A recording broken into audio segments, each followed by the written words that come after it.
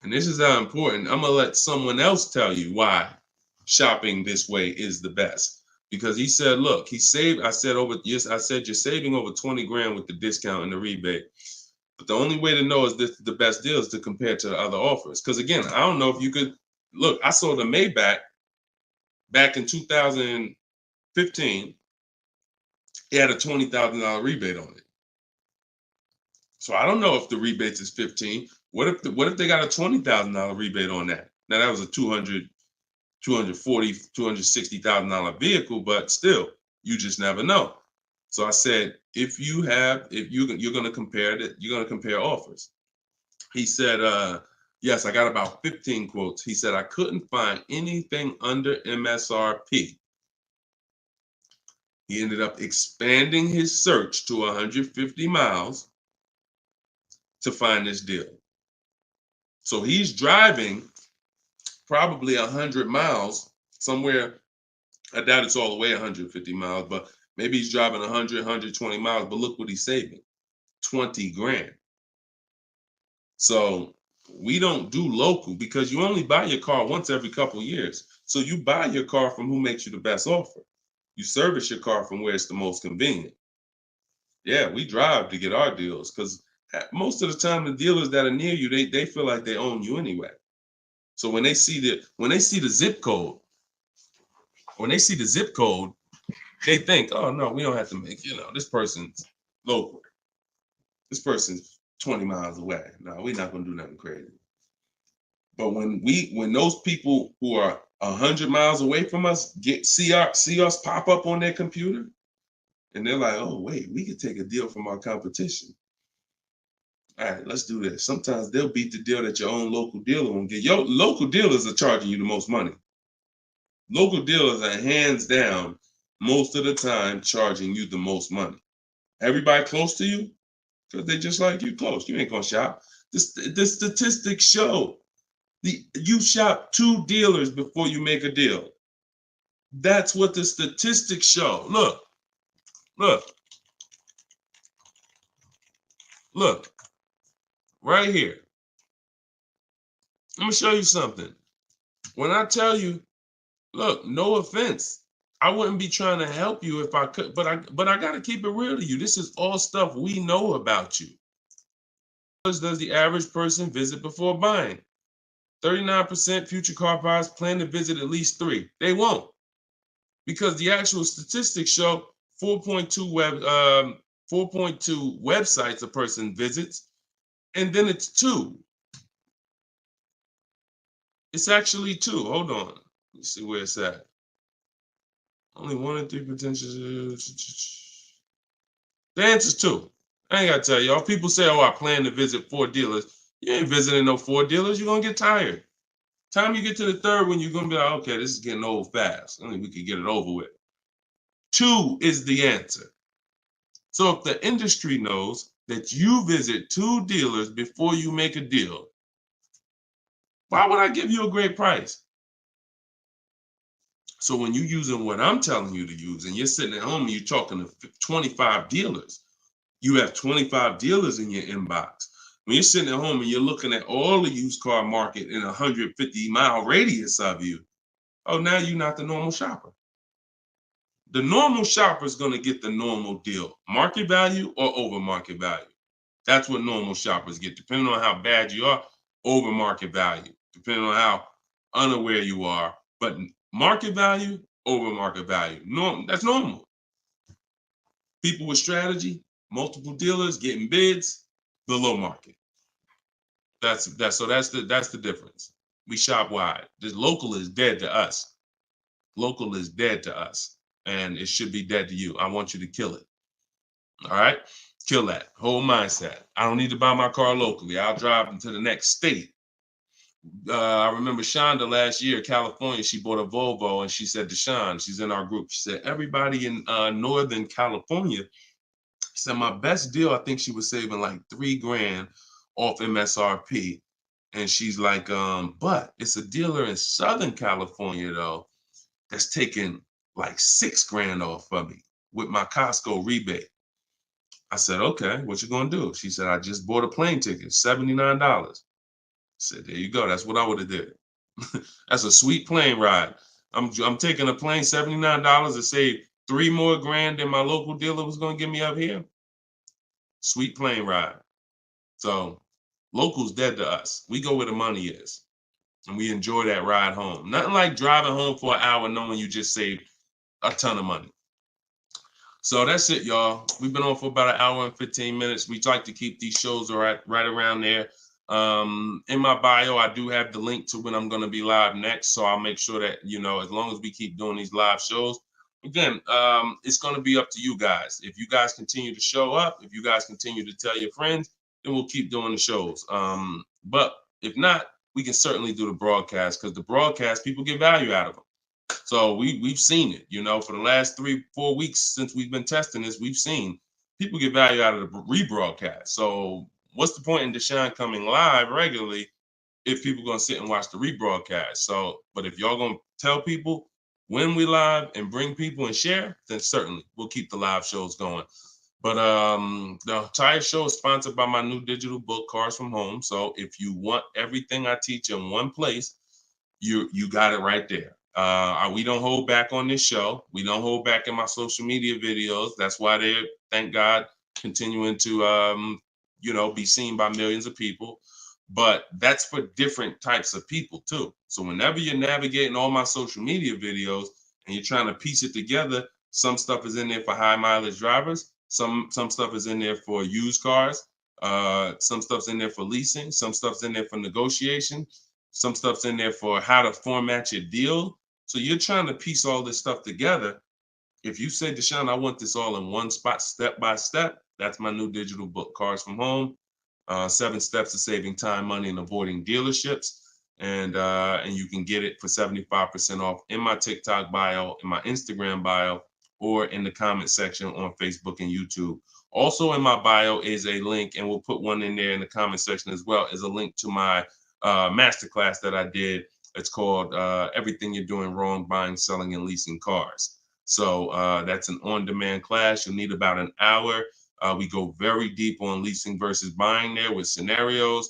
And I go over 23 mistakes that most of you are making. And, if you're going to really save money on your next car and every car, you're going to need to stop making those mistakes. So that is in my TikTok bio and my Instagram bio as well.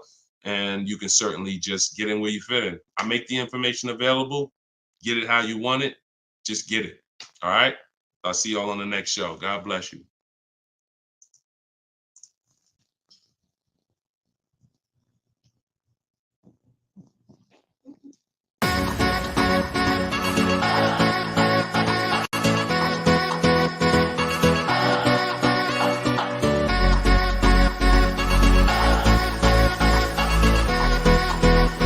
The worst possible thing you could say when you walk into a car dealership. I spent 5 years with Mercedes-Benz, 5 with General Motors, and the worst thing a person could say when they walk in is, if you could just get me to this payment, we got a deal.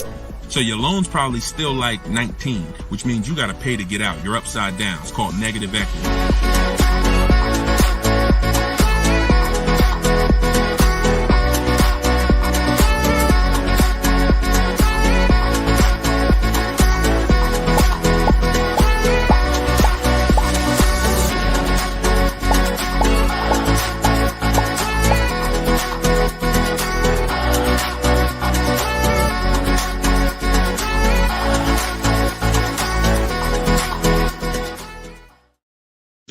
What's going on? Welcome, everybody. This is episode 9 of Car Shopping Questions and Answers. I'm your host, Deshone, publicly known as Deshone the Auto Advisor. We're live now on 4 platforms: TikTok, YouTube, Instagram, and Facebook. And this is our live show. It is Tuesday at noon. We do these shows throughout the week to make sure when you are ready to get car shopping information that no one else is going to give you, you know where to come for it. So you guys can start typing your questions while I take care of the housekeeping. We have Dolan in the background who'll be bringing your questions in. Shout out to the people running the likes up on TikTok. Appreciate y'all tapping the screen. I'm the author of the new digital book, Cars from Home, 7 Steps to Saving Time, Money, and Avoiding Dealerships.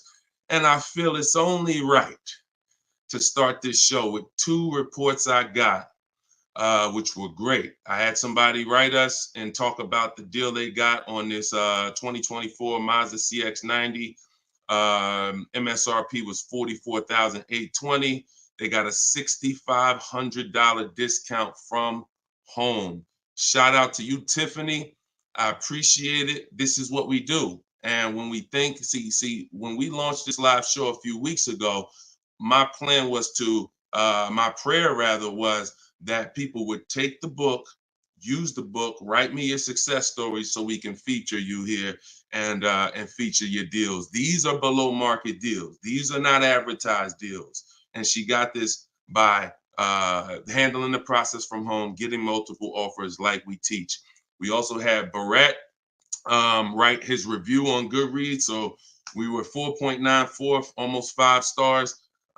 Book is outstanding, a must-have for anyone seeking to buy, lease, or even sell a car. It's presented in a very professional, easy-to-follow, step-by-step manner that covers every situation from buying, leasing, cash, credit, good, bad.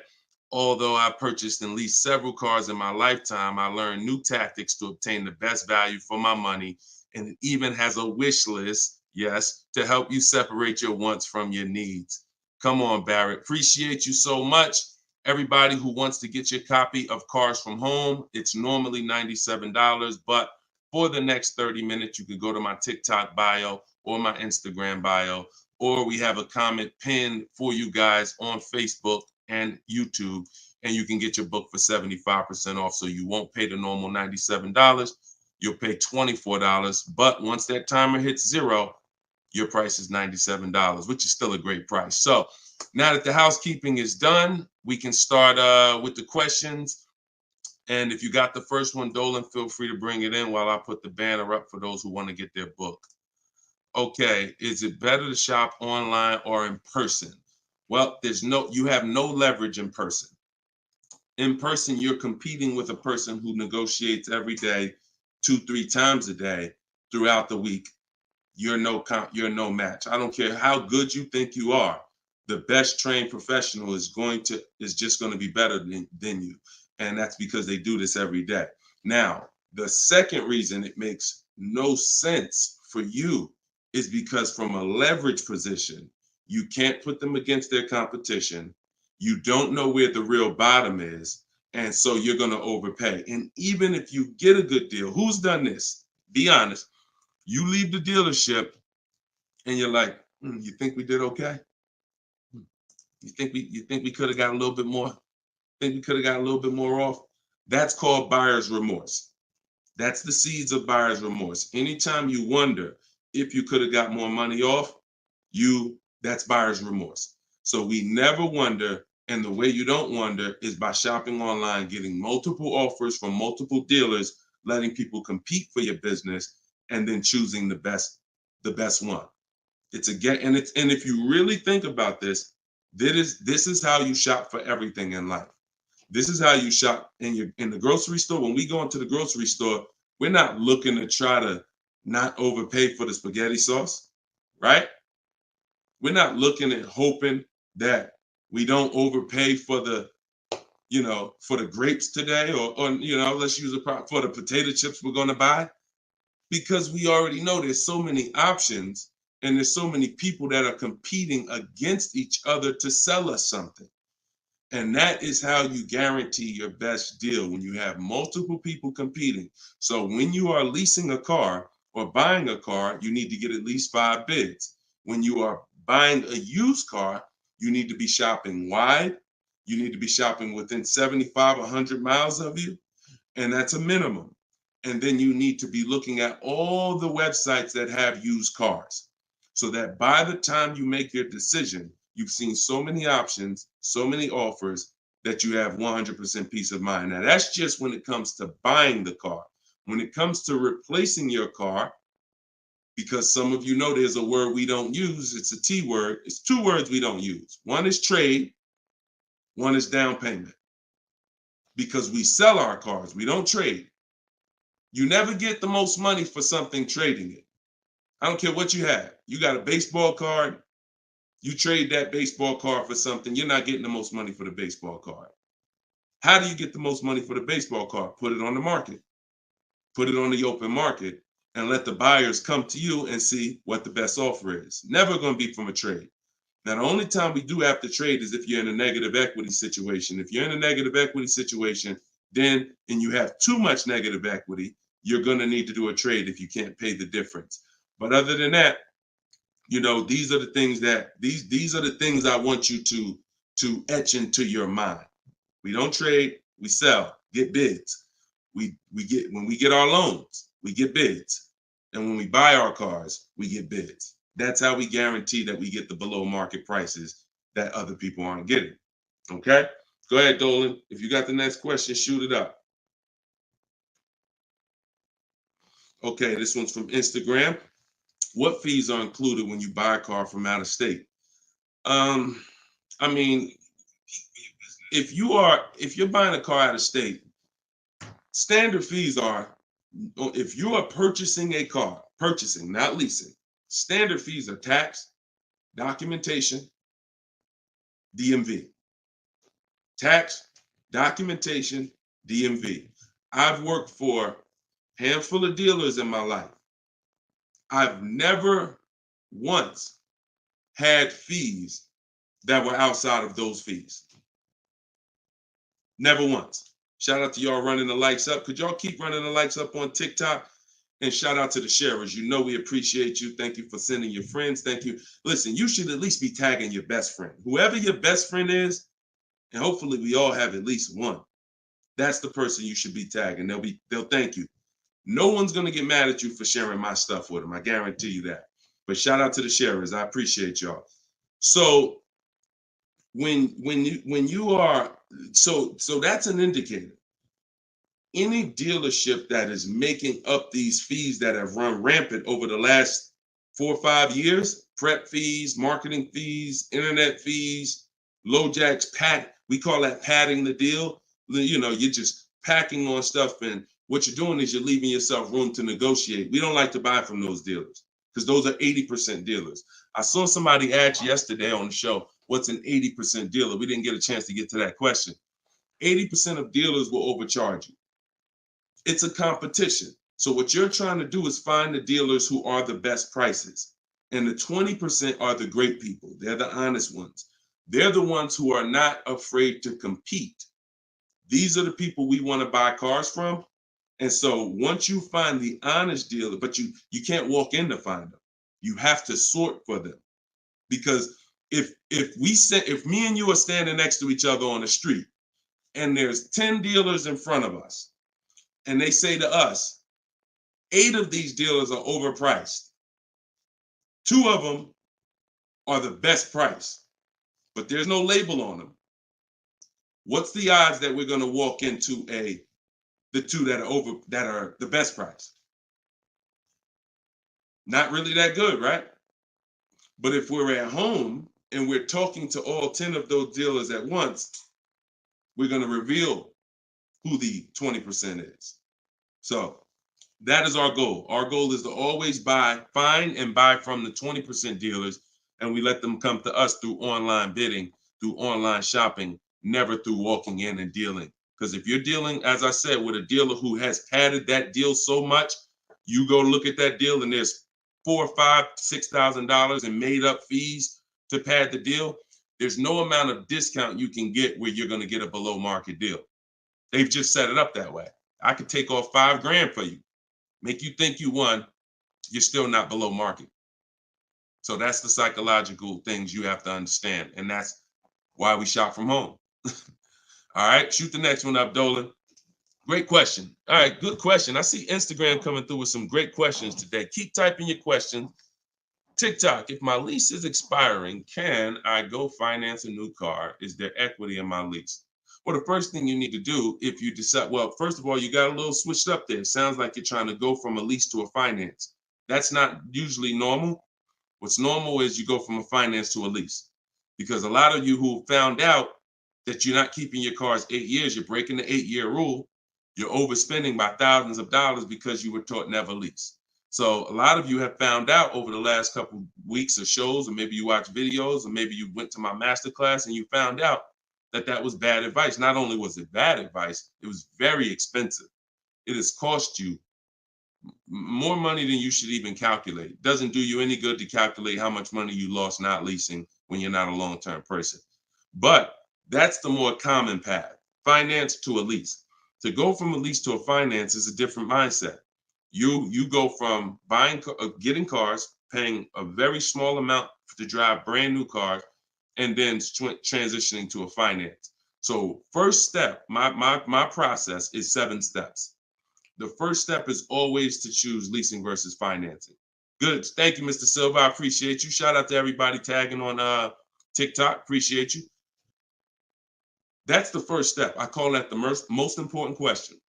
So for everybody's on here who's car shopping, if you're car shopping now or you will be in the next 12 months, type me in the comments.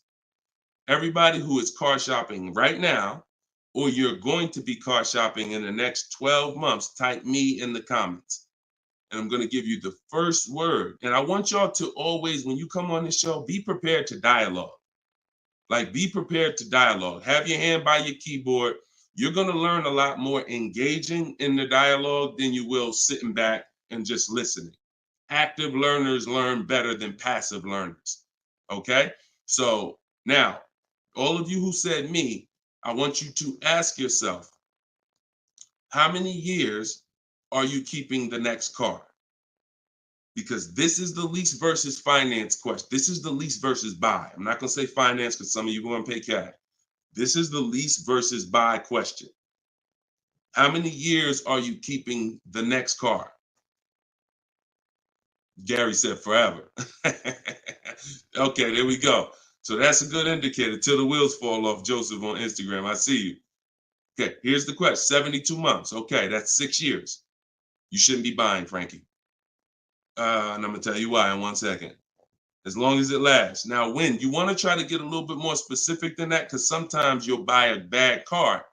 It only lasts 5 years, where if we know we're going to keep this thing long term, we want to make sure we buy a car that's a quality car. That's what we want to make sure that we do. Buy a car that's a quality car. All right. So let's do, okay. So all of you, if your answer, I see you, Andrew, you 6, I see Teresa 10. Okay. Now, here's the rule. I call this the 8-year rule. The 8-year rule is based on when cars lose the most money. So it's not based on, see, some of you have been taught you pay off your car, get the title, do whatever you want. You want to trade it in, do what you want. I'm here to tell you that that's cost you because you don't understand the unseen expense. And the unseen expense is the one that's hurting you. That's depreciation. So the first thing you're trying to get when you're deciding I want a car is, how am I going to avoid big depreciation? Big depreciation. You buy a car for $30,000 today. What is it worth in 3 years? Even if you don't drive it. See, this is these are the things that you've been, oh, well, I want to buy a car. I drive as much as I want. But even if you don't drive a car, if I sat a car right outside your house right now and said, Lily, this car is worth $30,000, and you said, Deshone, I don't need a car. I already got a car. And I said, but it's yours. Here, it's yours. It's worth $30,000. You don't drive it. You come back a year later. What's that car worth? Told y'all, stay by the keyboard. What's the car worth? See, we're going to dispel this myth right now, because some of you don't understand, because of what you've been taught, that you think, oh, if I buy a car, I can drive it. I don't pay for the mileage.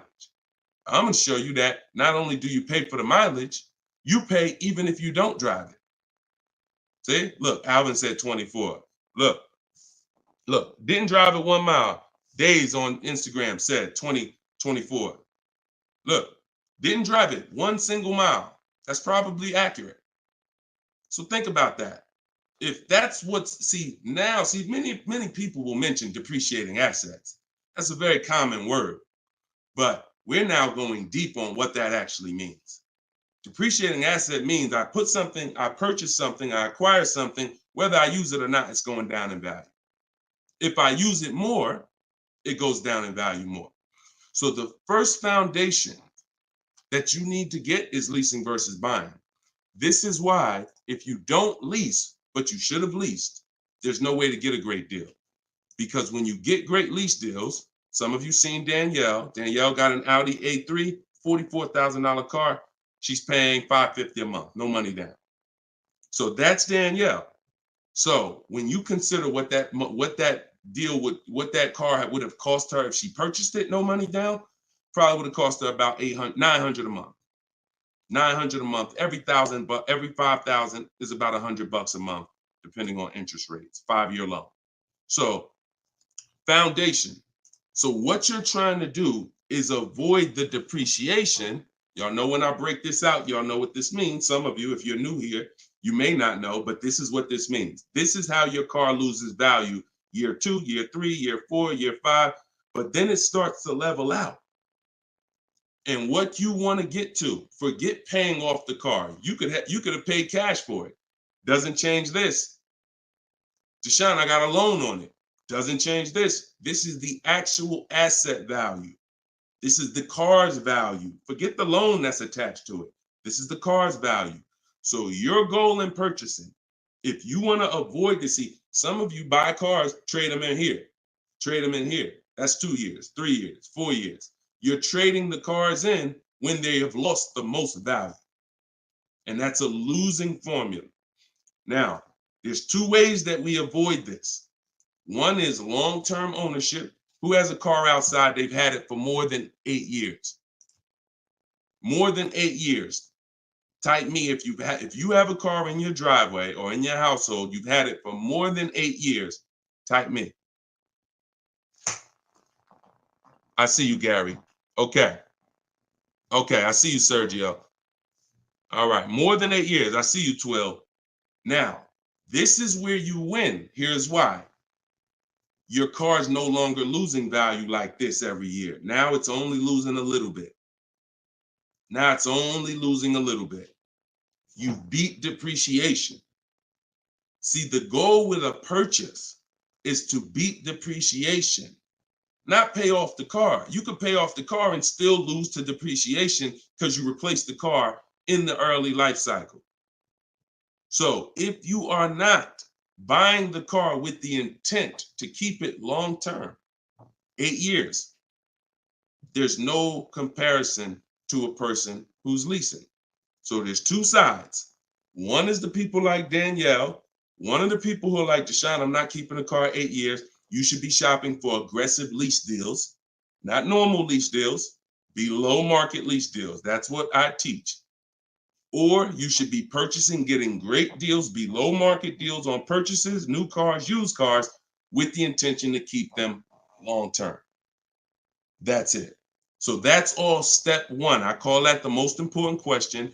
That my book is broken down into 7 steps. It's called Cars from Home, 7 Steps to Saving Time, Money, and Avoiding Dealership. Step 1 is the most important question. That's what we just hit on. It's the leasing versus buying, because you need to pick a side and you need to have a long-term plan based on what side you're picking. You can't be stuck in the middle. Stuck in the middle, you're going to lose all the money. You lose all the money stuck in the middle. Purchasing cars, flipping them in 3, 4, 5 years, you're losing all the money. Buying your leases out at the end, you're losing all the money because you're mixing the 2. Lease or buy long-term. This in the middle right here, that's the danger zone. Everybody clear on that? If we're clear, type clear. If we're clear, type clear. All right? This is Monday's live show. But wait, what day is it? This is Tuesday. Tuesday's live show, 12 o'clock. So whenever y'all don't see the banner on the show, then you know it's live. If you see the banner that says when we're live, then you know it's one of our rebroadcasts. But if you don't see the banner, that means we're live and you can start typing questions. All right, clear. All right, everybody's clear. Now let me hit the second part of Frankie's question. Okay, and for those who just came on, everything I teach is out of my new digital book. It's called Cars from Home, and you all can get it for 75% off. It's normally $97, but in my TikTok bio, in my Instagram bio, and in the comment section on YouTube and Facebook, we put the link there for you so that you can get your copy for, you won't pay the normal $97, but you only got 30 minutes. It's a welcome offer. Once that clock goes down to 0, Your price is $97, which is still a great price. You saw how much money Tiffany just saved on her new Mazda, just using what's in the book. Saved herself, I think, $6,000. So go ahead. Oh, no. So, and then you move into the equity assessment. So once you decide, Frankie, which you already said you're only keeping the car 72 months, you should not be purchasing. Because if you purchase, we already went to what's going to happen. You can't win keeping that car 6 years and then replacing it. So you should now be doing your equity assessment, which is calling your bank, get your payoff, and then you're going to go to the cash buying websites. Don't use algorithm sites because they're worthless. Car Guru, Sell My Car, CarMax, Carvana, Driveway, AutoNation, Sell My Car, AutoNation, Sell My Car. 6 offers, 3 are from dealers, 3 are from online buyers, and these are the best offers you're going to get. They'll cut you a check the same day. That's our bidding system. That is how we do our equity assessment. We do not trade our cars in because we're not going to get the money that they're worth trading, which I hit on earlier. All right. All right. I know we got a lot of questions being typed. Dolan, you can shoot the next one in. Okay, this one's from Instagram. I'm looking to lease a GLS 450. Does Mercedes have any third-party restrictions on selling your lease? So I wouldn't concern myself with that. I'm going to tell you why. That's like trying to think about the purpose of equity on a lease is a bonus. Shout out to y'all running the likes up on TikTok. Appreciate y'all. If y'all could keep tapping the screen every couple minutes, if you could just give it a little tap, tap, tap. That just keeps running them up. Just every minute. Every time you hear something and you're like, oh, that was good. Tap, tap, tap. And it'll just keep the likes running up. Keep TikTok notified of what we're doing over here. So you never want to base the car you're going to lease on if it's going to have equity at the end. The benefit of leasing is driving cars for pennies on the dollar compared to what people purchasing them. And you're avoiding depreciation that people purchasing the vehicles are going to take. That's the benefits of leasing. Now, there's a lot of other benefits too. I mean, you're driving a new car.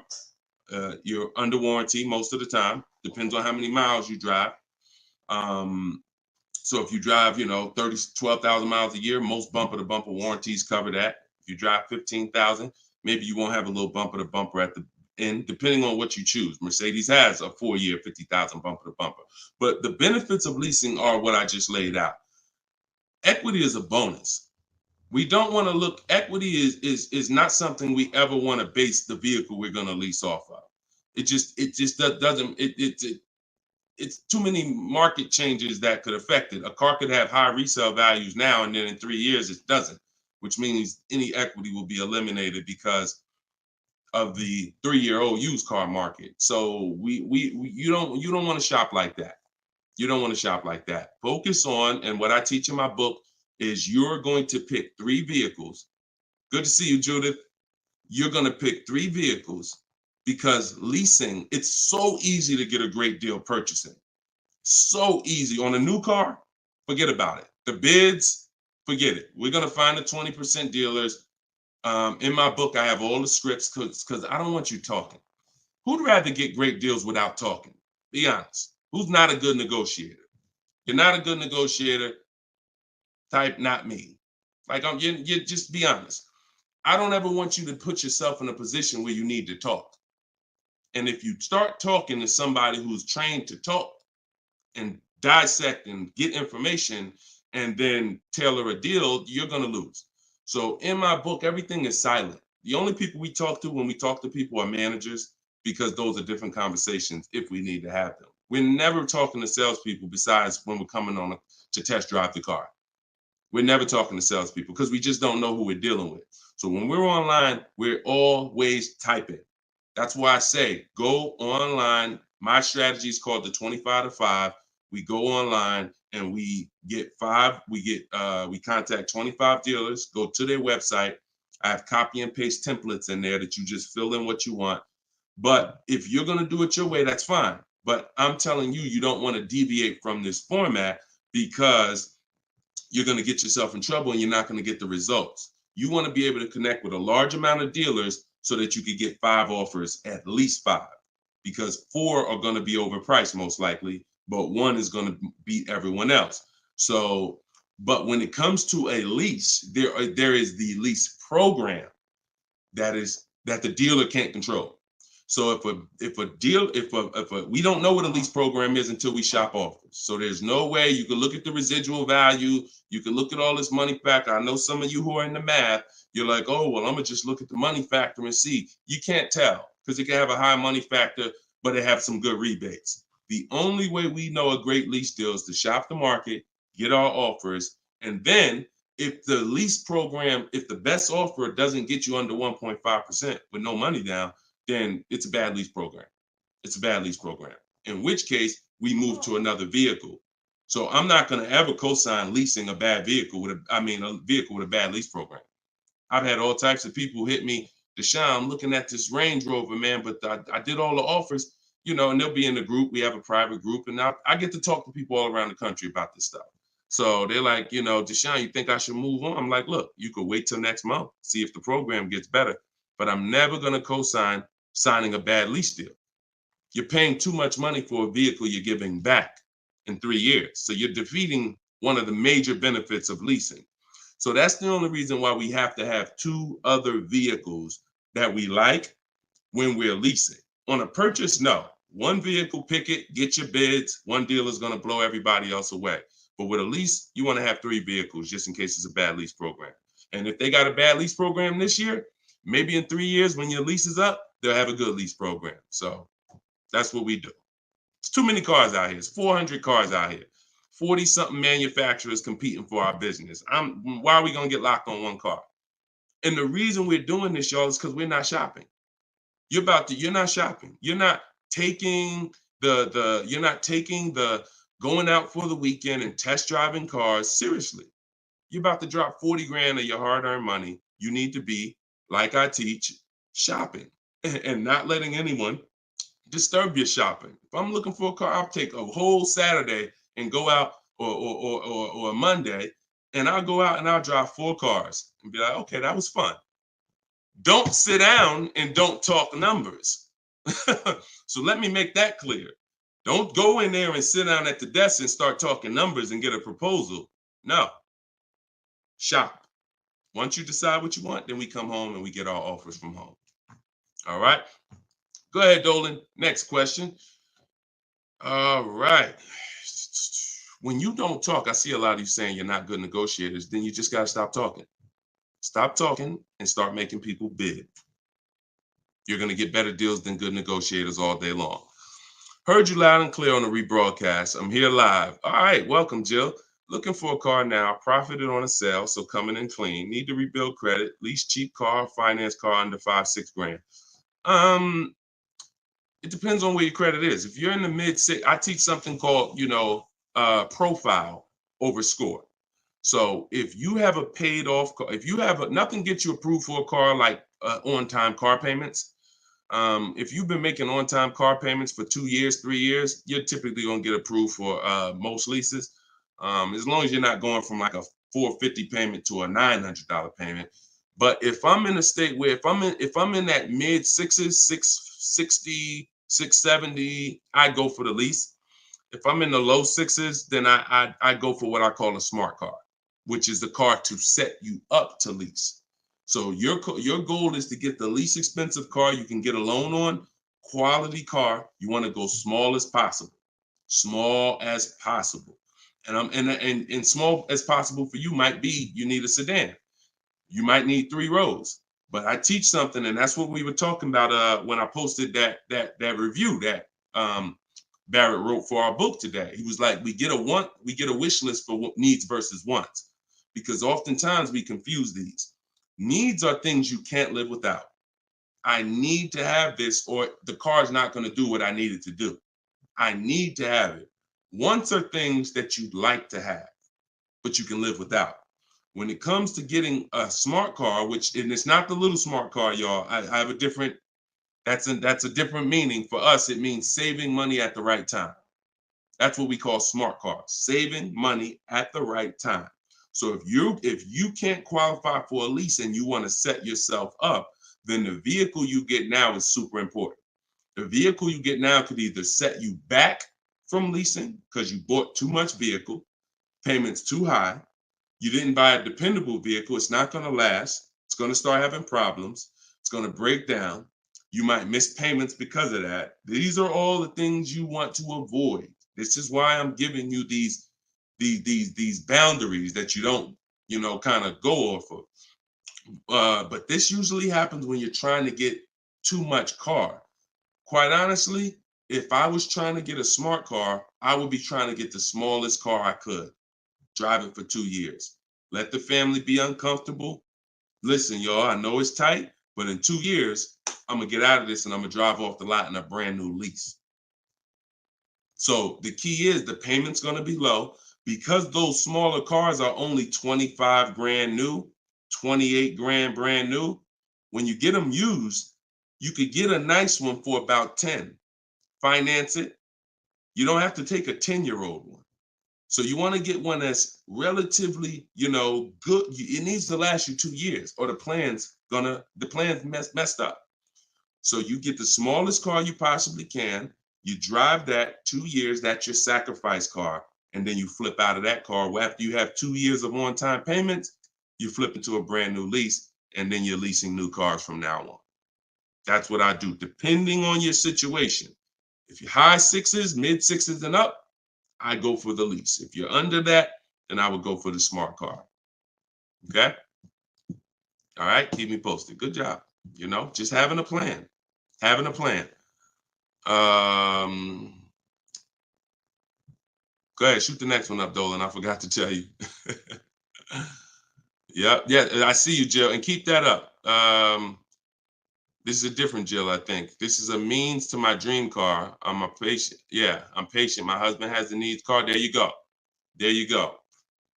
You can flex in 2 years. You can flex in 2 years. You do this right. You drive this car for 2 years. You don't miss any payments. Make sure when you're buying a $10,000 car and you finance it, payments are $250 a month for 5 years. You don't have to take a 6-year loan. You don't want to take a long loan on a smart car. You want to take a shorter loan, pay $250 a month. Now you're not going to miss those payments. Match it $300, depending on the interest rate, could go higher, $325. But the point is that's affordable. So it's not going to mess up the plan versus you trying to pull out in a $25,000 used car with a high interest rate. Now your payment's $575 a month. You get what I'm saying? So just stay focused, stick to the plan. All right. This is another Jill from YouTube, I believe. Buyout is, go ahead, keep that one up. Oh no, I saw that one. Get the one you just had up, Dolan, from the other Jill. Yep, thank you. So buyout is $36,000 on my 2023 Audi Q5. I want to lease a Range Rover Sport. Should I sell on my own or turn into the dealer? Doesn't look like, and I'm just going to tell you, this is not usually when we do an equity assessment. Now, if you can get out, break even, great. You're driving a 2023 Audi Q5. I don't know who told you that you could switch cars that fast, but it doesn't happen that way. And so the only time in history that we've been able to switch cars that fast is when there was a once in a lifetime seller's market, 2021, 2022, 2023. Once in a lifetime. Chip shortage, every single car was worth 7,000 to some of the trucks were worth 10 to 15 grand more than they would normally be worth. Now, I told people back in 2020 that 2021 that was going to come to an end, and don't get used to this. But I told everybody who would listen, you need to cash out now because your vehicle is never going to be worth more today, never going to be worth more than it is today. But that's over. So if you may have cashed out, some people, you sold a car. If you sold a car back then, you can type, type dollar signs. If anybody sold a car from 2020 to 2023, and you got crazy value for it. Some people were like buying cars, and 2 years later, they got all the money back. I did that twice. I leased a brand new Jeep, 2018, and I sold it in 2021, and I made $8,900 after I drove it for 3 years. And my mother, I helped her sell her Mazda CX-5. She was a low mileage driver, and I helped her cash out. She made $10,200 after she drove it for 3 years. Made a video, I recorded her and my dad. They couldn't believe it. They couldn't believe that they drove a car for 3 years, turned around and sold it, got every single dollar they put into it back. And he was like, all right, man, I'm looking forward to doing this again. I said, Dad, this ain't gonna happen again. So enjoy it. You were part of a once in a lifetime market where you cashed out and you won. But we cannot base our strategy anymore off that. That's over, and you'll get in trouble financially trying to do this. So there is no setup where you could buy a car or lease it and in a year, 18 months, trade it, replace that car. Just not. Because we already talked about earlier, let's take a $50,000 car. A year later, if you don't drive it 1 mile, what's it worth? Didn't drive it 1 single mile, just parked it right outside your house. 43, 44, max, absolute max. So when that car is losing value like that, whether you bought it or leased it, the asset, it's what the car is worth. Forget about the finances attached to it. You can't, and look, if it's a Jeep Wrangler, if it's a car that has a high resale value, like a Jeep Wrangler or a G-Wagon, these are top 10 best resale values in the world, then all I'm going to do is after I lease it, I'm just going to sell it and I'll make the equity. But I'm not going to look to trade that car or replace that car in a year, 18 months, break my lease contract. Now you do your equity assessment, Jill. Call your leasing company, find out what your payoff is. You said it's 36. Now, if you can get offers higher than 36, then you can get out. Very simple. So get the offers from the companies that I mentioned about 15 minutes ago. I laid out the 6 companies. But when you lease, though, you must put no on those websites. It's going to ask you, do you have owned? Is the vehicle owned, leased, or financed? You want to put owned, because something triggers on their websites. They think every lease has a third-party restriction. Most of them do, but if you just want to find out what the market value is for your car, and if you could get out and make some money or break even, then yes, you can jump out, no problem. But if you see that your buyout is this and all the offers are below that, then what you're now about to do, even if you say, because some people say, all right, well, I'm gonna walk in the dealer, see if they can work a better deal than that. No dealer is going to give you more than the online buyers. So if you run those online quotes and all of them are less than your payoff, all a dealer is going to do is take the negative equity and the desperation for you to get out and roll that negative equity over to your next vehicle because you're desperate to get out for no reason. So that's the real. You can do what you want. I would suggest you don't get out of your lease. You don't break a lease contract until you can financially do it, which means I can break even, I can sell, and I can get equity, or either break even. Break my contract, but I'm not coming up with a dime because a dealer bought my car and I'm out of this thing. That's the only way I'm breaking a lease contract. I'm not rolling negative equity. I'm not going to create negative equity in a lease to get out of a lease early for no reason. It just doesn't make financial sense at all. All right, no problem, Jill. Happy to help. Happy to help. Okay, so that's step 2. See, the equity assessment step, guys, is so important. See, because it's the foundation of our deal. So when you look at step 1, the leasing versus buying question, how many years do you keep in the car? 8-year rule. That's step 1, super important. Foundational of your deal. As I said, you can't get a good deal if you purchase, but you should have leased. Impossible. You got a bad deal. I don't care how much money you get off.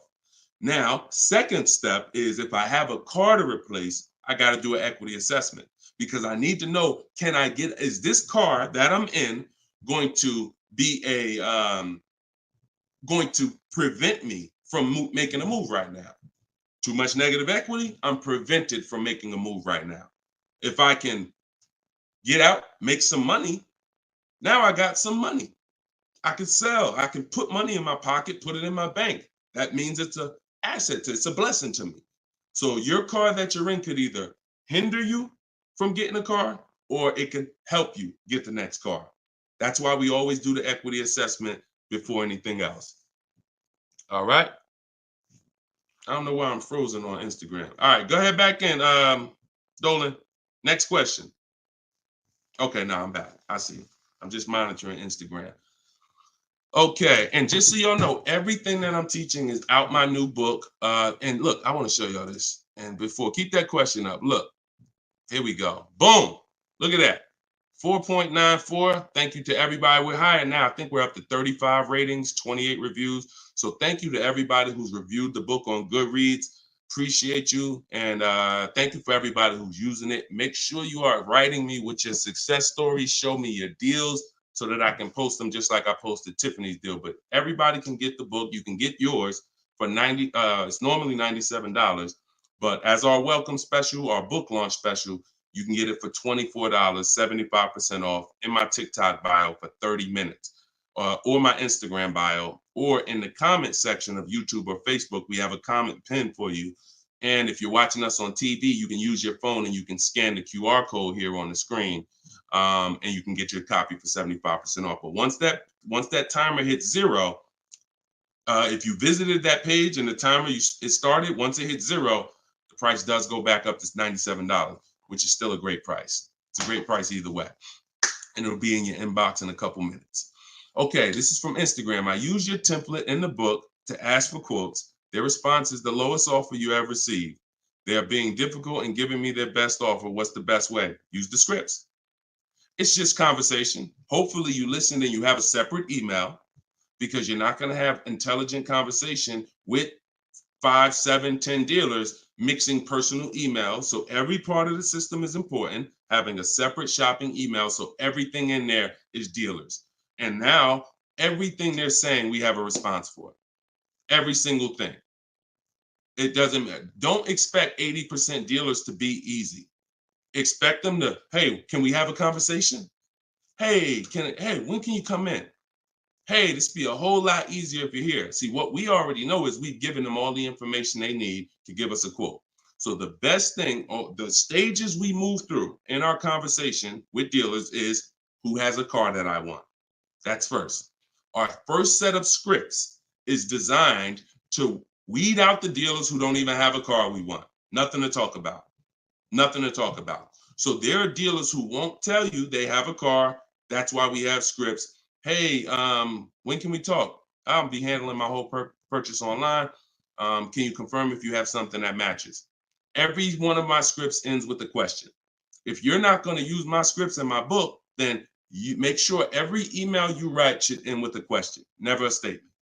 So what you're sitting at home and you are copying and pasting. Very simple. Everything they say, we have a response, because I use those scripts. I'm from inside the dealers for 14 years. I know those scripts. Hey, it'd be easier if you were here. Hey, we only do business in person. Hey, when can I get you on the phone? I promise it won't take long. All of the stuff they're going to say. Hey, we only quote in person. None of the people I'm talking to have said that. So should I remove you from my list? Always ends with a question. So your expectation may be, you thought by sending all the scripts, you were just going to get, oh, quotes coming in, everyone doing this. No, that's why we have scripts, because we keep the conversation moving forward. Everything they say, just go to the script, open the temp. And just so y'all know, in my book, one of the best reasons why it's a digital book is because I link you to videos and I link you to documents, and that you can copy and paste. So that what this person is talking about is the templates and scripts that I've created for contacting and having these conversations with dealers. So, but everything they're doing is very predictable. You just change your expectation. I'm going to talk to several people and I'm going to weed this down to 5 offers. And out of the 5, one of them is going to beat everybody else. And then I'm going to use my counter offer calculator that Deshone made to send the counter offers and close my best deal. Take all the emotion out of it. Take all the emotion out of it. You should be emotionless at it. Nobody can hurt you. All right, you're at home in your living room. All right, go ahead. Mike said nobody gives us this info. I sold cars and the dealership wouldn't even give us any insight. Trust me, Mike, I understand, man. That's why I love the 20% of car salesmen and dealers. They love what we're doing here because they know we were never taught this stuff. So we were never taught about leasing, financing. Thank God I was able to learn it, and I was able to, but we weren't taught about insurances, all the stuff that they should be training us on. We weren't taught. So I appreciate you being here, man. All right, go ahead, Dolan. Next question. Great questions today. Great questions. Let's go. I see you. Shout out to the people running the likes up on TikTok. Can y'all just keep tapping the screen every couple minutes if you could? If you enjoying the show, you're getting value out of what we're doing, every couple minutes, if you could just tap that screen and keep running those likes up. I appreciate y'all. It lets TikTok know we talking big money over here. Yep, I see it. Thank y'all. Appreciate you. All right, this is Gary on YouTube. When leasing, is it all about purchase price? No, it isn't, Gary. Great question. When purchasing, it's always about purchase price. All in, out the door, tax fees, everything included. Purchasing is always. Now, leasing, we get our lease offers, and this is where we eliminate the term down payment. We no longer say down payment. I want you to eliminate that word, those words from your vocabulary. You want to replace them with total out of pocket. Total out of pocket. So all of our lease offers we're going to get is following the 1% lease deal principle, which is, because some people, I know Judith still asks, oh, hold on one second. Hold on.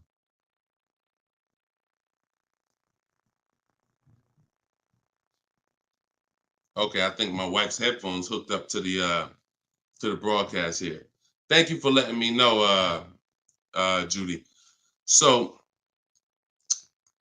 when we're getting, so the 1% lease deal rule is older than, it was around, I think, before I got into the car business at 2006.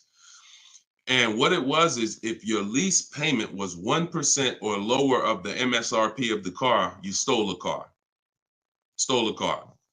Example, I know if you've never seen a 1% lease deal, let me show you a couple. So this is Greg. Greg, look, first time posting here. I'm excited. My latest lease, graduated. Now we have a particular online, video library here. So when they say graduated, I have a coaching program, and but the steps are the same. So I always say, get in where you fit in. Steps are the same in my book, in my video course. He said, I followed the steps, set up a great lease deal, 36 months, 12,000 miles per year, all said and done. Monthly payments $527. MSRP is $56,275.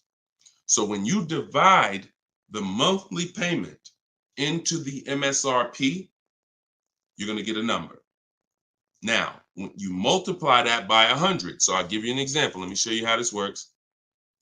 In Greg's case, I got my calculator up here. I would take 527, divide that into 56,275, which is the MSRP, not the selling price.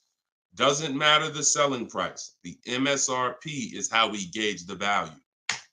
Now, that's 0.009. Then we multiply that by 100, and that gives us 0.93%, which is what he put here in his post. So that's an under 1% lease deal.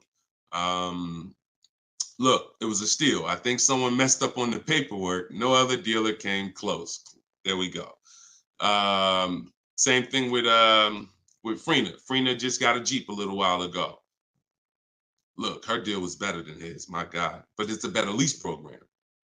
Jeep had a better lease program at the time. So, I mean, she got a $579 a month lease on a 65,950 Jeep Grand Cherokee hybrid.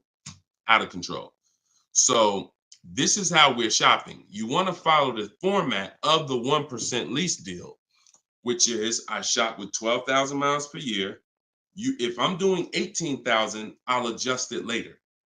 If I'm a high mileage driver, who's a high mileage driver? You drive more than 20,000 miles per year plus. Who's a high type HM if you're a high mileage driver? All right, type HM. You adjust it later. 25,000 mile a year lease. You always shop with 12 because that's how we judge. I see you, Mr. Silver. That's how we judge. I see you, Ado Johnson. Or no, A.D. Johnson. Sorry. So still going to, this is still Gary's question. This is why we're not focused on the purchase price when we're shopping lease offers. We're focused on looking at the formula that we use to judge a great lease deal. And everything we do, I have 3 rules. 1% lease deal, I didn't make it up. That's a steal. In between 1% and 1.5%, that's a deal, because that's still better than a purchase. It's still great value. When you compare it to someone who's purchasing, they're paying tons more. Even somebody who didn't get a steal, because the lease program has to be there to get a steal. They got to want to give away these cars. They got to have great incentive, great, everything has to line up, stars in the moon, and then we get the dealer that's going to give us the biggest discount. If it's under 1%, that means the lease program was incredible. But a good lease program, great lease program, will still get you, when you shop your offers, in between 1% and 1.5%. So, you look at somebody like, I used, Charles. So Charles got a Palisade, very, very popular vehicle. He got 10 offers from home. His best offer was 1.23, $48,000 vehicle. He's paying $597 a month. Now that same $48,000 vehicle, and this, I'm about to hit on something that I said earlier, but I'm going to really bring it across home plate right now. It's impossible to get a great deal when you purchase what you should have leased. Because look, $48,000 Palisade, you guys know, we talked about it earlier, every $5,000 on a loan is about how much per month? Every $5,000 on a loan is about how much per month? I told y'all, stay by the keyboard, because we like to dialogue. So we want to make sure you are always by your keyboard so you could dialogue, active learning. That's how you're going to get the most out of this show. Active. Okay. Anybody type it yet? Okay. Thank you, Dominic, on TikTok. Yes. $100. So that same Palisade that Charles is driving right now for $597, there are people who financed it, no money down, and they're paying almost $1,000 a month, $900 to $1,000 if they got a 5-year loan. If they took a 6-year loan, they're probably paying $8 something a month for 6 years. He's paying $597. So that's what I say. You cannot. And even when you have a good lease program and you get your offers, 1.23, 1.25, 1.3, great value compared to purchasing that car. You're avoiding the depreciation that someone who's purchasing is going to take, and it's no comparison. So, but there comes a limit. That's the third category. We got the steals, we got the deals, and then we got, I call this, it's time to chill. 1.5%. Above that, it's not a deal. There's no value there. There's very little value there. No, there's no value. And I'm going to tell you why. Just add up all the payments. 1.5%, we're paying too much for a vehicle we're giving back. It's very simple. We're paying too much for a vehicle that we're giving back. When you take hold on, let me get rid of this. Put the banner back up for those of you who want your book at 75% off. Just scan it right there. Once you get above 1.5%, there's no value, because if you take a $40,000 vehicle, a steal at 1% is $400 a month. A deal is between 4 something and 6. That's 1 to 1.5. 600 a month. Now, above 600 a month, let's take 650. That's 650 divided into 40,000. 650 divided into 40,000. That's a 1.6 lease. I never signed it. Never signed it. I'm gonna tell you why. 650 times 36 months, $23,400. $23,400 I'm paying over 3 years for a $40,000 vehicle that I'm giving back. I paid more than half of the vehicle to give it back in 3 years. So those of you who always wondered what the 1.5% rule, I had to create it, because the 1% rule, a lot of savvy people knew about it. But I noticed There was no threshold for when a bad lease deal. When are we at a bad lease deal now? We know what a steal is, but what's the bad lease deals? And when I started looking at the comparison to purchasing and then the giving a car back, once you get up above 1.5%, there's no value in leasing that vehicle. Next. Clear? We don't sign bad lease deals.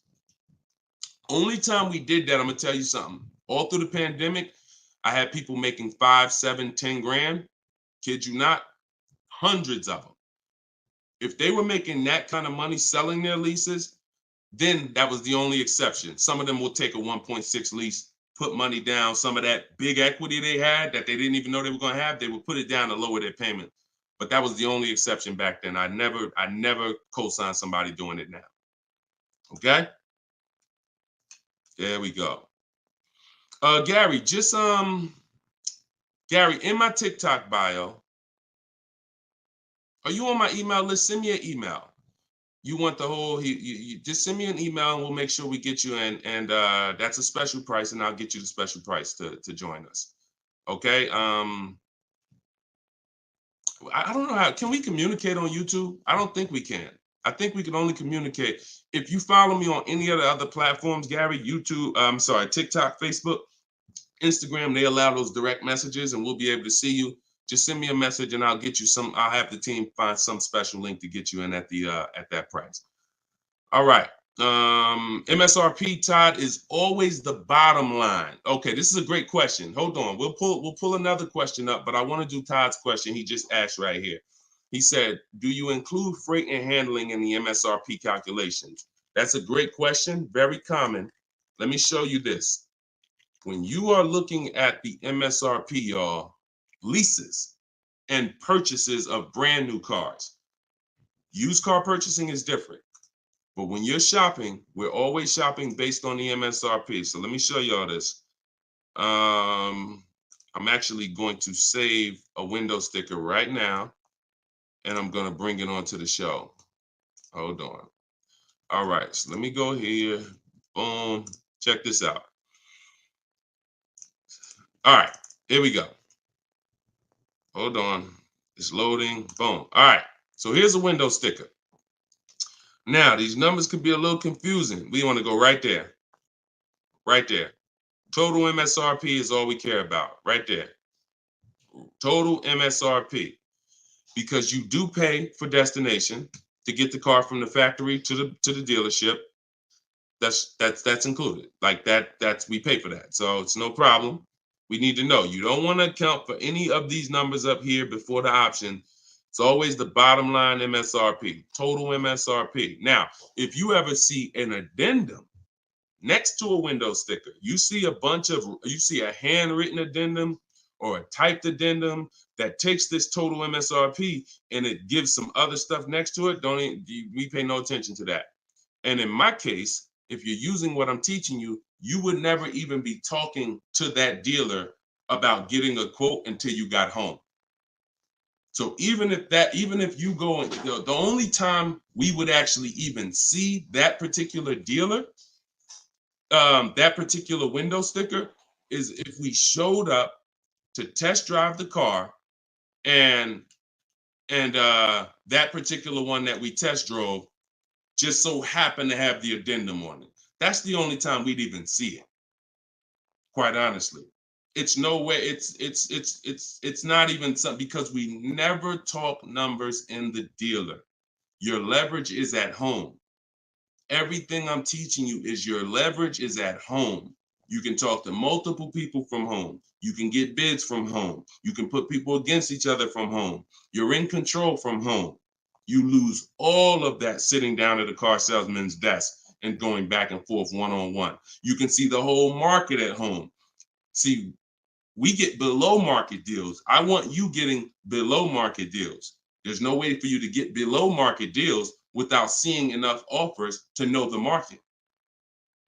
I can never sit down across the table from a car salesman and get a below market deal, because I don't know what the market is. I only know what your price is. And every single one of your competitors is going to offer me a different price. Some higher, some lower, depending on who you are. And so I can only expose that information by being at home. But yes, everything we are doing is always based on that total MSRP, and that's how we do our calculations. Okay, great question.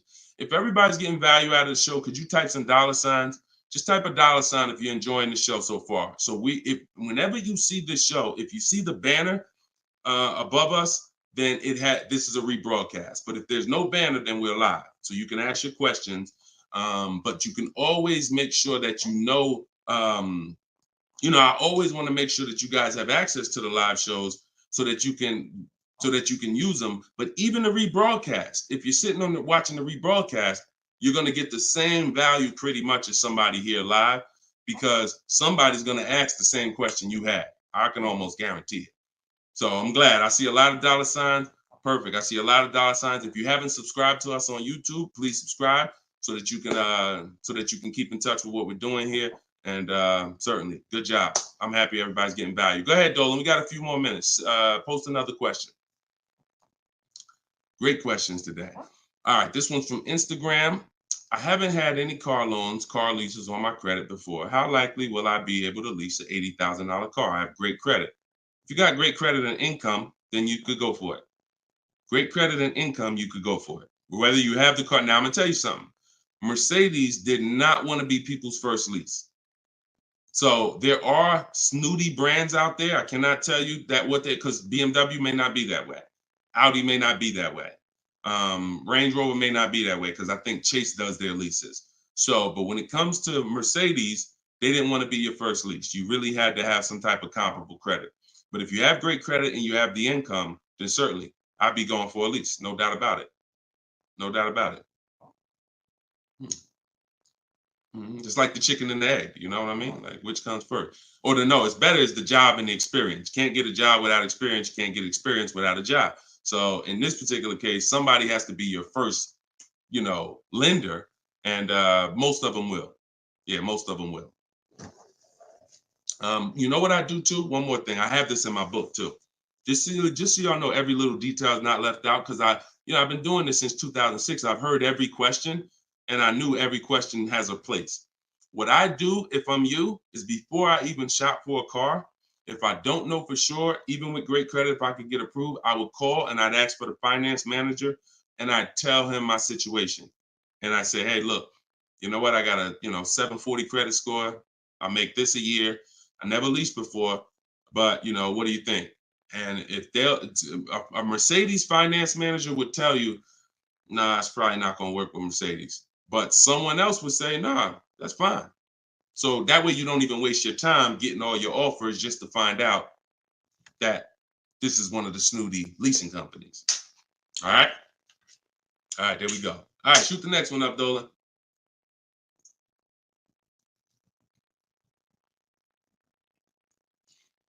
Jason Hughes from IG. 12 to 15K in equity. Great job. Okay. I mean, it's nothing you did, but if you got the equity assessment and you got bids, great job. Now, wait a minute. It doesn't sound like you got bids. And I'm going to tell you why. Because it wouldn't be an equity range. That sounds like an estimate. In fact, it doesn't sound like an estimate. It is an estimate. 12 to 15 is an estimate. When we get bids, when we do our equity assessment, we're getting bids and we're like, hey, I have $13,580 equity based on my highest offer from Driveway. See, get out of the ambiguity. Get out of the middle there. Let's get finite, definite numbers and stay out of these ranges and estimates, especially on things that take us 20 minutes to do. Call your bank, get your payoff, go online, CarMax, Driveway, Carvana, AutoNation, sell my car, Car Guru, sell my car, Kelly's Blue Book, instant cash offer. 20 minutes. Get your equity. 8 payments left, not keeping 8 years now, good time to lease. 100%. 100%. There's no benefit in waiting. Listen, that is the path for a lot of people, Jason. A lot of people are going to discover what we're doing here, teaching by the numbers, not by emotion. And they're going to realize that not leasing has cost me money. Should I wait or should I just transition now? There's no reason to wait. There's no reason to wait. The only thing that would make you wait when you do your equity assessment is you have too much negative equity, you can't get out. That's the only time. Or you have a credit situation where you need to actually get your smart car, get a car for 2 years, rebuild your credit, and then go lease. Anybody else, no benefit. I'd be leasing tomorrow because I had a friend of mine, he's a close friend of mine. He's actually in my program. You know, he uses our stuff. And he's like, he had a Kia Telluride. Well, he had an accident. Vehicle got totaled. Now, he said, now I know the 8-year rule, Deshone. I'm going to lease this next one. He gets his bids. Last week, he leased the Kia Telluride for under $500 a month. The same vehicle that he was paying hundreds of dollars every month for. More. Hundreds of dollars more per month. I don't know what his payment was, but I know what a Kia Telluride costs to purchase. A $45,000 Kia Telluride to purchase with no money down is $800-900 a month. So he's literally under $5, no money down, when he was just paying hundreds more than that. So you're in the same situation. No point in waiting. Transition to a great value lease. Get your offers. You wish you would have did it sooner. All right. Go ahead. Next question, Dolan. Car brands will no longer offer V6. Buy the lease. Let me talk about this question on TikTok. Not right now. Get the next one. Go ahead, Dolan. Put the one you're gonna put out. But get that question that this person just posted about car brands no longer offering V6s. Should he buy the lease? If you have one ready, though, put that one up. Deshone, will your book work for both lease and buy? Well, you know what? Let this person answer that for you because we just got this review. This book is outstanding. This is Barrett. And you can see all our reviews on goodreads.com. Must read, must have for anyone seeking to buy, lease, or even sell a car. It is presented in very professional, easy to follow, step-by-step manner that covers every situation. Every situation. Does your situation, Keith, fall under every? If so, we got you. Every situation from buying, leasing, with cash or credit, good or bad. Only thing that Barrett didn't put in there is used cars or new cars. That's in there too. So absolutely. So yes, I'll put the banner back up for all of you who are watching us on TV. You can scan the QR code here with your phone, with your camera, and you can get your book for 75% off, or you can go to deshonesbook.com. We have the link in the comments on Facebook or YouTube for you. And if you're on Instagram or TikTok, you can go to my bio, click that link, and then click the button for the 75% off and get your book for 75% off. You won't pay the normal $97. Okay?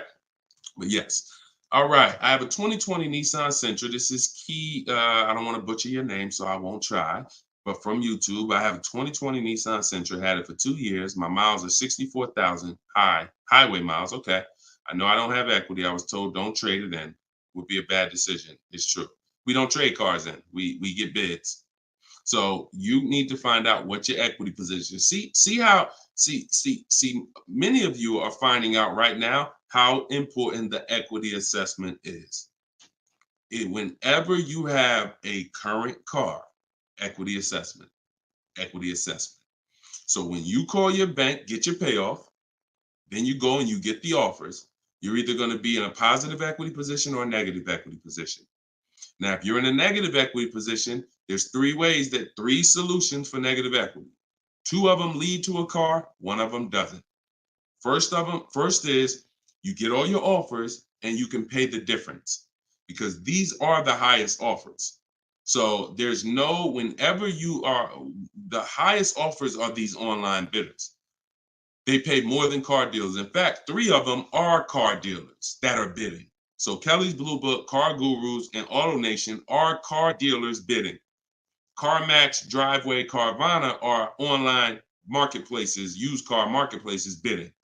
So you're getting a wide range of diverse offers from people who compete every day to buy cars. and they cut you a check right then and there. They do an hour. Both times I went to CarMax, me and my mother separately, we were out in an hour. I've had people who sold to Carvana, Kelly Blue Instant Cash Offer. They do their inspection. And then they bring you a check. So if you can pay, let's say you said you don't have equity. So if that's the case, then you may have negative equity, which means you might owe 30 and your highest offer is 28. Then I would come up with the 2,000 and I would pay the difference all day long because I'm still winning through a bid. My car's value is maximized through a bid. And if I don't get bids, I'm not maximizing my car's value. So now, second, when we can't pay the difference, then that means we must trade. This is the only scenario where we trade because you need now one part of the bidding strategy you can't do. So you're going to do the other part of the bidding strategy, which is now think about what car you want. Okay, I want a Toyota Camry. Now I'm going to get my bids. I'm going to get the lowest bid, the dealer that's going to sell me the car for the lowest amount, and then I'm going to purchase from them. But before I can purchase, now I need to bring my old car into the scenario and ask them, how much is my old car worth to you? Now that's the winning dealer. You need them to bring that loan because you need them to carry that negative equity you have and put it on top of your existing deal. So you cannot depend on, don't even think that they're going to pay the amounts you had over here. Oh, Driveway was offering me 29. Yeah, you could tell them that, but again, they're not going to be able to pay that. They can't beat all their competition on the bid and then beat all the online buyers on the bid. So that's why I say your first option is always to pay the difference. Because you can win with bids there, you maximize, and then you do a separate transaction, you can still keep them separate. But if you cannot get bid, if you can't pay the difference, your only option is you have to trade that car in, and then you're going to let the dealer who you buy the car from wrap the negative equity into the existing lease. It's hopefully it's a lease because there shouldn't be any reason you're trading that car unless you just want a lease. To buy another car, unless you're saying you're keeping it 8 years, which, like I said, most people, I've been doing this for years, they're going from a finance to a lease. Now, one more scenario. I told y'all it's 3 ways out of negative equity. One leads to no car. You have too much negative equity and you cannot put it on top of the actual deal because banks have loan to value ratios. So if you have $10,000 of negative equity, you can't just slap that on top of a $30,000 or $40,000 car. It's going to be too much unless you put money down. So you can't if you got some cash, you can make the deal happen, but you're not going to be able to do a no money down deal because you're looking to have the bank approve the car, the tax, the fees, which probably another $1,500, and 10 grand of negative equity. And then you want to find that's too much because the dealer has to go to the bank and say, we know this car is priced at 40, but we'd like you to lend this person 54. They're not going to do it. They might lend max 50. So the more negative equity you have, if it's too much, you're either going to have to bring some cash to the table to get the deal done. And if you have no cash, you got to wait. You got to pay down the car. It's the only option. That's why I say, know the cause of negative equity. It's usually because you haven't leased. 99, I could tell you the way out. I just gave you the way out. That's in my book, 3 strategies for negative equity. But when if you don't know the cause and you just turn around and get another purchase and you're not keeping it 8 years, you're going to be in negative equity again and again. And there's plenty of people, and some of you, maybe you, where you're like, dag, Deshone, that's me. Every time I go get a car, negative equity, negative equity, negative equity. It's like a vicious cycle. And the solution is you need to lease. What's causing that is you don't lease. So you're overpaying by thousands of dollars. All right. So Listen, y'all, we will be back. We like to do these shows twice a day. If you're on my email list, you'll get the notification. We like to get through as many questions as possible, keep this around an hour, 15 minutes. And so all of you, appreciate you coming. If you want every single thing I teach in one spot in a step-by-step format, that's my new digital book. It's called Cars from Home, 7 Steps to Saving Time, Money, and Avoiding Dealerships. And you can get yours for 75% off in the comment section on YouTube. We got a comment section that's pinned, deshonsbook.com. Same thing on TikTok. I'm the same thing on Facebook. But if you're on Instagram or TikTok, it's in my bio. There's a website right in my bio. Click it and grab your 75% off. You'll get it for $24 instead of the normal $97. Now, if you went there and that timer started, then certainly get there before it hits zero, because once it hits zero, you have to pay the $97, which is still a great price. So my goal for this book is to be the most valuable book financially that you've ever gotten. That is my goal. So use it. Write me with your success stories. Show me your deals when you pick up your cars. Write me, email me, Deshone, just like Tiffany did. I want all of you emailing me your deals so that I can share them on the show. All right. So we'll be back. We'll be back with the next show. This was episode 9. Thank you for coming, and I will see y'all on the next show. God bless you.